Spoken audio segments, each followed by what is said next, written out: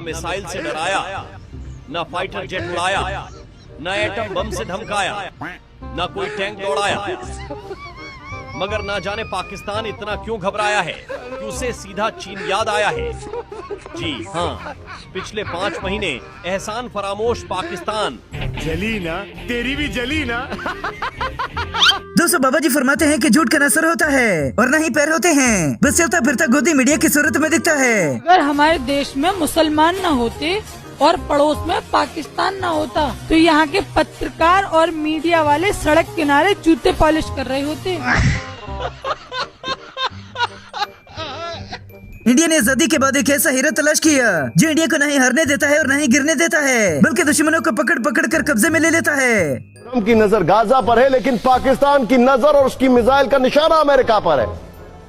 Trump को इस बात का जल्द पछतावा होगा कि उन्होंने असीम मुनीर को अमेरिका बुलाकर सम्मान क्यों दिया, बगल में बिठाकर लंच क्यों कराया, पाकिस्तान को मित्र। गोदी मीडिया पहले पाकिस्तान को बस कब्जे में करता था, अब तो पैसा मारने की धमकियां देने लग गया कि कैसे पाकिस्तान का दाना पानी सब बंद होने वाला है, बूंद बूंद को तरसेगा पाकिस्तान। देखिए जरा कहां से पानी रोकने जा रहा है और कौन कौन प्यासा हो जाएगा।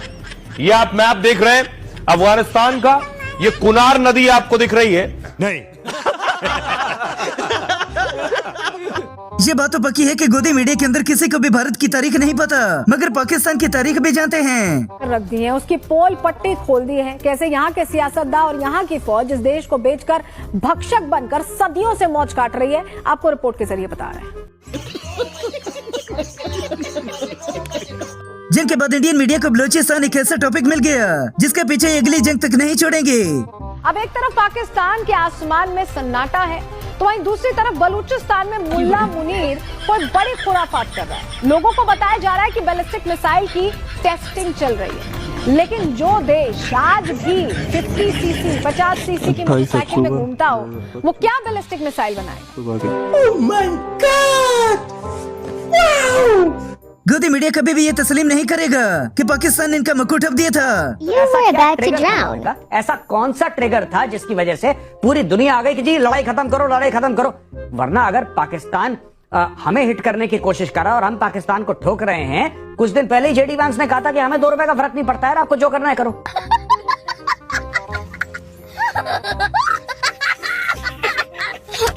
पाकिस्तान और अफगानिस्तान की जंग के दौरान गोदी मीडिया ने फसादी पोपो का किरदार अदा किया। तुर्की में चल रही शांति वार्ता नाकाम, बड़ी खबर, पाकिस्तान अफगानिस्तान में नहीं होगा स्थायी सीज़फायर। बातचीत नाकाम होने पर भड़का पाकिस्तान, अपनी सुरक्षा के लिए कदम उठाएंगे पाक के सूचना मंत्री अताउल्लाह तरार ने कहा। फुल स्क्रीन ब्रेकिंग दिखाई है। साले तभी मेरा माफ करना, गुस्से में इधर उधर निकल जाता हूँ।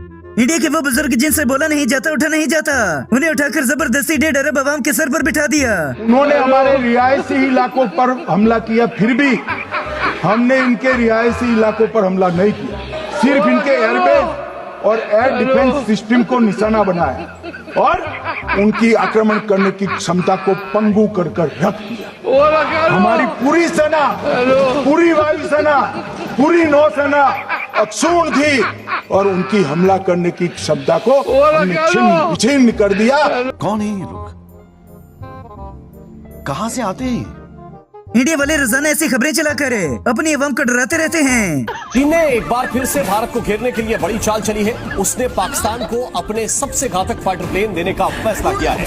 ये एयरक्राफ्ट 5वें जनरेशन का है और इसकी तुलना अमेरिका के F-35 से की जाती है। चीन का सबसे घातक fighter plane J-35A Pakistan air force में शामिल।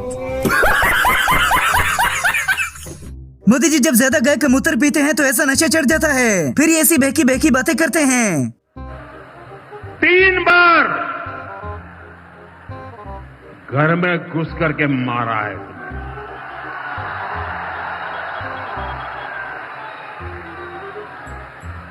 हम शक्ति को पूजने वाले लोग, हम महिषासुर मर्दिनी को पूजते हैं।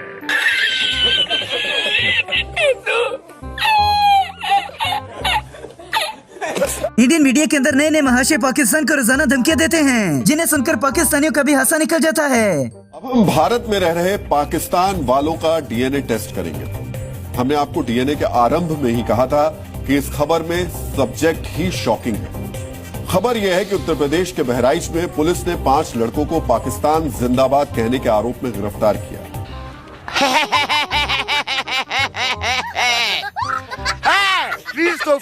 दोस्तों अगर इंडिया जंग जीत जाता तो इन्हें भी सब्र आ जाता, मगर हारने के बाद तो ये पागल हो गए। आज प्रधानमंत्री नरेंद्र मोदी ने जम्मू कश्मीर में विकास की ऐसी लकीर खींची है जिसने पाकिस्तान को परेशान कर दिया। उनको भारत ने आज ऐसा दर्द दिया है जिसकी आवाज उसके कानों में सदियों तक सुनाई देती रहेगी। प्रधानमंत्री ने आज जम्मू कश्मीर में चिनाब पर बने दुनिया के सबसे ऊंचे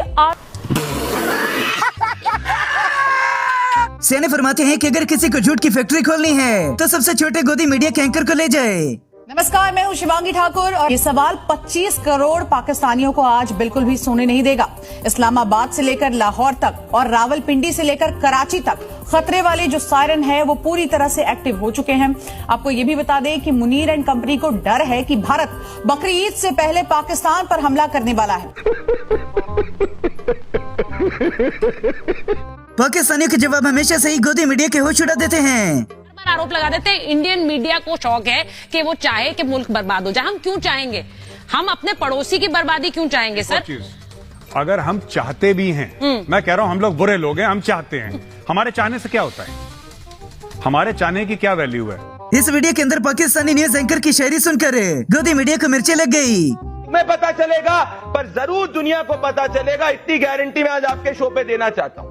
मैं पूछना चाहती हूँ वकार अब्रेज से, अब्रेज साहब मैं आपसे पूछना चाहती हूँ, कहीं किसी को इस दुनिया में कोई शक या शुबा है हम पर रौब जमाने की कोशिश कि हमारे पास न्यूक्लियर बॉम्ब है? दोस्तों इंडियन मीडिया जानबूझकर पहलगाम वाला वाकया दोबारा दोहराने लग गया। ये लोग कभी नहीं सुधरेंगे। बाय द वे वारिस बाय द वे ये सारे लोग, इनको शांति चाहिए, इनको शांति चाहिए, अखिलेश को शांति चाहिए, राहुल को शांति चाहिए, शाहरुख खान को शांति चाहिए। Naughty you teasing me, you naughty। पाकिस्तानियों को तो गोदी मीडिया की खबरों से फर्क नहीं पड़ता, मगर हमारे मिसाइल दिखा दिखा कर ये अपनी अवाम को डरा देते हैं। अब एक ऐसी खबर जिससे पाकिस्तान बहुत परेशान है। पाकिस्तान के बॉर्डर पर भारत अब तक का एक सबसे बड़ा सैन्य अभ्यास करने जा रहा है। 30,000 जवानों का जमावड़ा है। हरदम के ऐसे लगाते हैं कि सुनने वाले का भी हंसा निकल जाए। सबसे बड़ा डर तो भारत है। पीएम मोदी का अगला प्लान क्या है, वो पाकिस्तान के खिलाफ क्या सोच रहे हैं, इसकी चर्चा पाकिस्तान में होती रहती है। और पीएम मोदी भी पाकिस्तानियों को रह रहे के डोज देते रहते हैं, जिससे शहबाज और मुनीर का बीपी अप डाउन होता रहे। अब देखिए कि भारत 30 अक्टूबर से पाकिस्तानी बॉर्डर के पास दोस्तों गोदी मीडिया की खबरों को देखने के बाद यकीनन किसी को भी कार्टून देखने की जरूरत नहीं पड़ती। न मिसाइल से डराया, न फाइटर जेट उड़ाया, न एटम बम से धमकाया, न कोई टैंक दौड़ाया, मगर ना जाने पाकिस्तान इतना क्यों घबराया है कि उसे सीधा चीन याद आया है। खुद से ही जाली सलमान खान के लिए FIR बनवा कर पाकिस्तान पर एक और इल्जाम लगा दिया। पाकिस्तान का ड्रामा भी दिखा देते हैं जिसने बॉलीवुड के सुपरस्टार सलमान खान को आतंकवादी करार दे दिया है। आखिर सलमान खान ने ऐसा क्या कर दिया कि पाकिस्तान को भाईजान में टेररिस्ट नजर आने लगा? ये बाबा जी हुक्का पीने की उम्र में दूसरे मुल्कों को धमकी लगाने का काम करते हैं। पाकिस्तान ने अपने सर मुसीबत खुद बुलाई। ये दादागिरी दिखाना चाहता है, ये अपने सारे पड़ोसियों को बताना चाहता है कि मैं तुम्हें लात लगा के रखूंगा। ये अफगानिस्तान को इसने समझा कि कोई एयरफोर्स नहीं है, यानी क्योंकि नहीं तो बाबा जी को घर वाले सीरियस लेते हैं और नहीं मीडिया वाले, कि हम खून का बदला खून से लेंगे और अब हम पानी भी शामिल करेंगे। ठीक है साहब, जो कुनार का डैम है ये हमको यहाँ तुम खाना रोक रहे हो। आप जानती हैं जो भारत से अनाज जाता है। दोस्तों मोदी जी की चोरी के कारनामे तो लोग चिल्ला चिल्ला कर बताते हैं, मगर ये फिर भी गोबर खाने बाज नहीं आते। तीन चोर, पहला चोर मोदी चोर, पहला चोर मोदी चोर, पहला चोर मोदी चोर, दूसरा चोर चुनाव आयोग, दूसरा चोर चुनाव आयोग, दूसरा चोर चुनाव आयोग, तीसरा चोर एनडीए। अभी मोहतरमा भी भारत के अंदर रहकर अंधभक्तों का सीना जलाने वाली बातें करती हैं। अगर हमारे देश में मुसलमान न होते और पड़ोस में पाकिस्तान न होता तो यहाँ के पत्रकार और मीडिया वाले सड़क किनारे जूते पॉलिश कर रहे होते। बहुत तेज हो रहा है, बहुत तेज हो रहा है।